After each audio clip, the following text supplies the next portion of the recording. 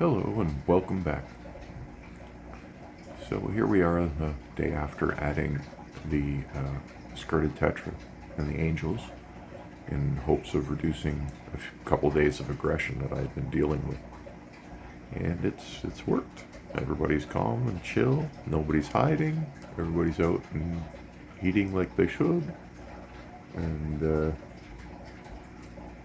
you know, it's doing good. Little blue guys are out. They're not hiding. They're both doing their thing. This is minor bantering. That's normal stuff. Not like the heavy aggression we saw yesterday. And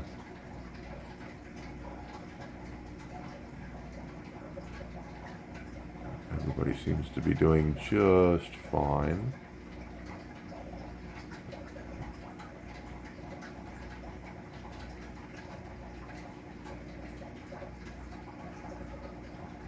Still got algae on my glass. Apologize for that. I'm trying to keep things as low stress as possible right now, so we're going to have to deal with a little bit of that.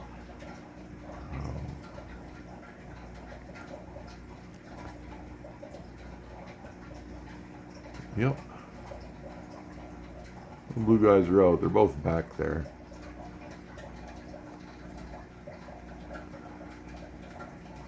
Orange guys have been just non-stop eating, which is good, I guess. This is, I think, Skinny Boy here. Let's have a look at him. Is he fattened up at all? Oh, wait, is that him? Or, no, I think this one over here is him.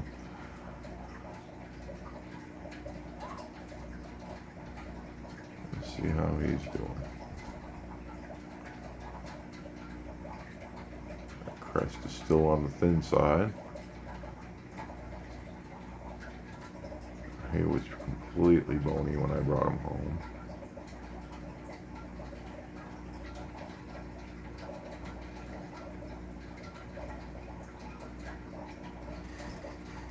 Let's see if we can get a head-on view here.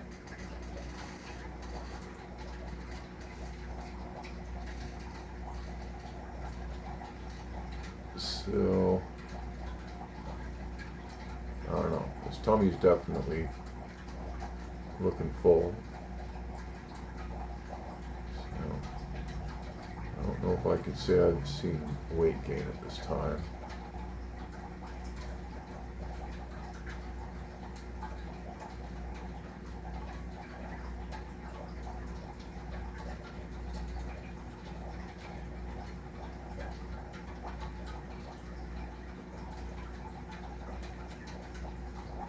Maybe a little.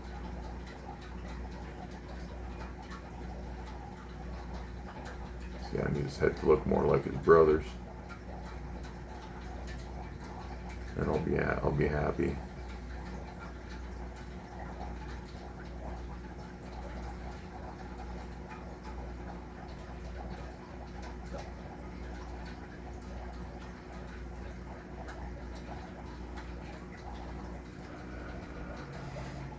These brown guys are the first ones I got, and they were fry sized. They were dwarfed by this blue one when I brought them home. I literally had to remove the skirted tetras, the bigger ones. The black ones I had were also fry, black skirted tetra fry, and they were like, so they grew up as babies together.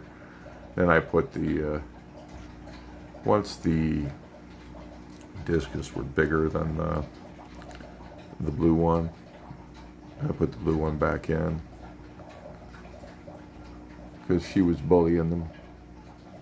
But she doesn't mess with them. As soon as they get bigger, it's just not a problem. They ignore each other.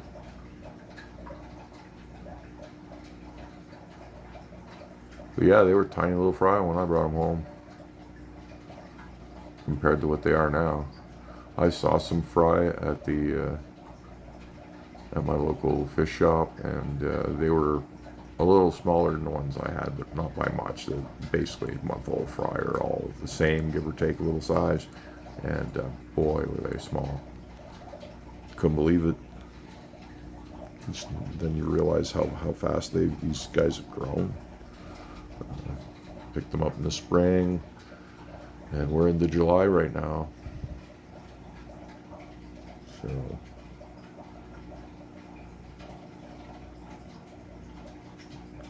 I think I got them in May.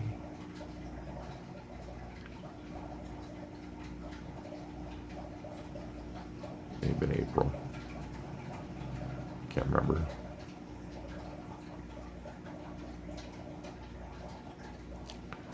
Yep, everybody's doing pretty good.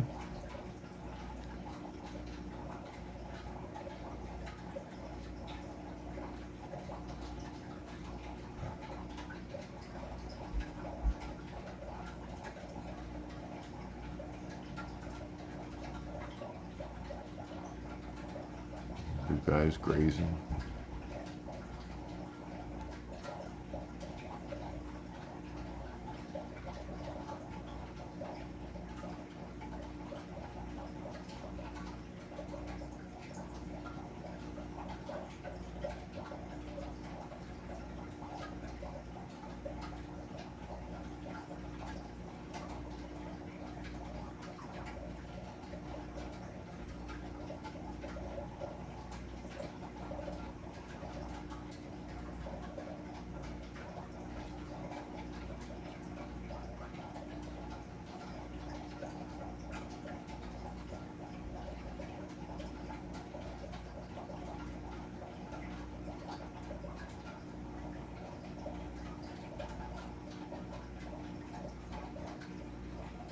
So yeah.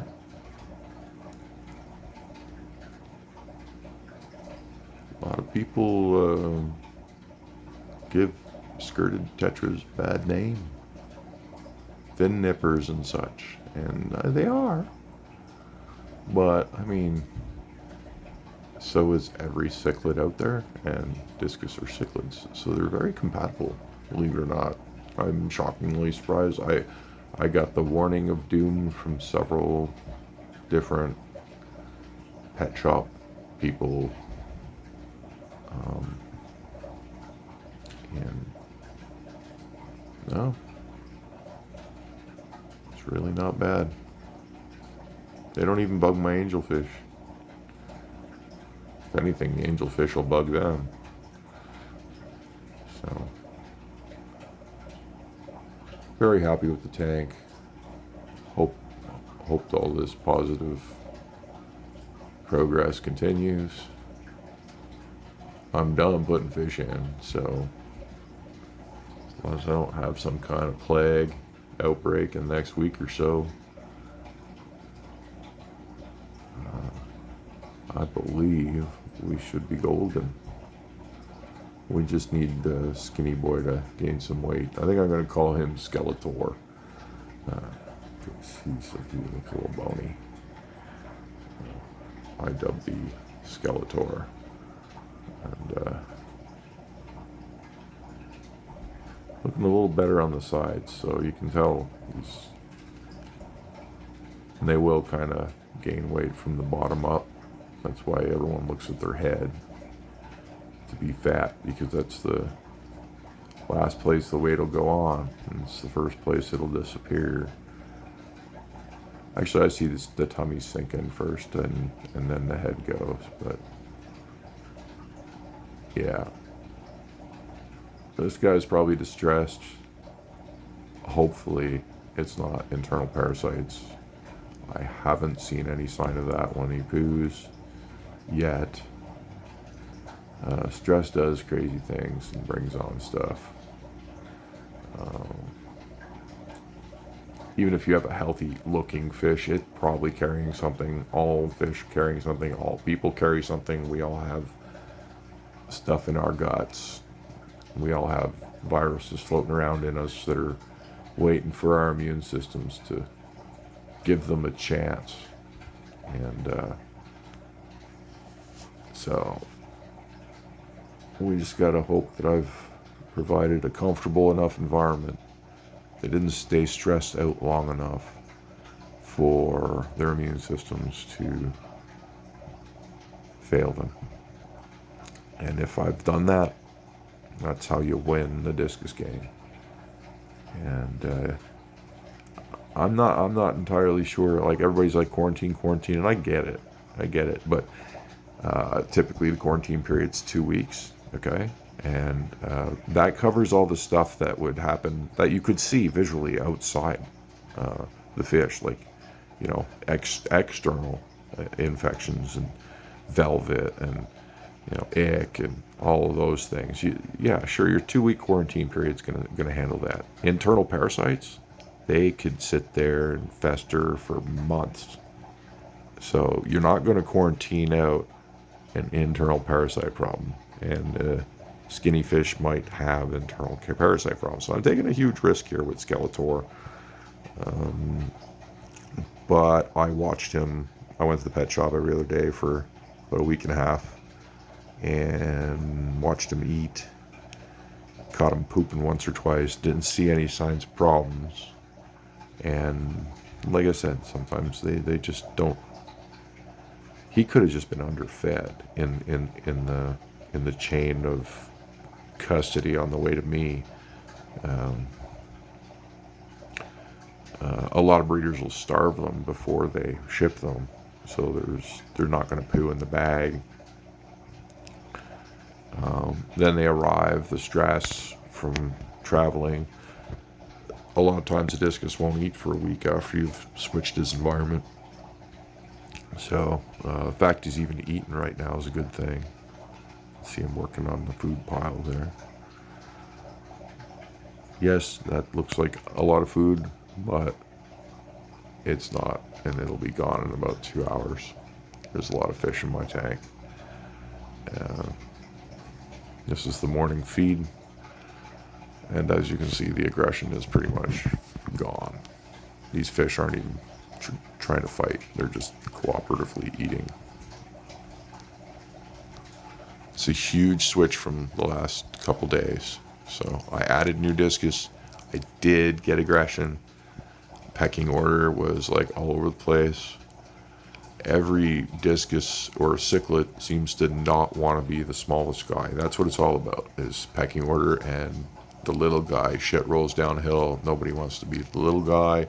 Everybody fights to not be the little guy. And at the end of the day, the smallest of the fish in the tank end up taking the biggest beating. So you use something like a skirted tetra, which comes from the same lakes and rivers in the Amazon. It has the right body shape to sort of act as an analog for discus, and it's smaller. Skirted tetra are smaller than all my discus, so therefore now the discus take, when they look around, they're like, I'm not the smallest discus shaped fish here. I don't feel insecure. I'm not going to fight everybody. Have a nice day. And yeah, seems to work good. So don't be afraid to use skirted tetra with your discus. Yes, they have a reputation, if you Google them, as fin nippers.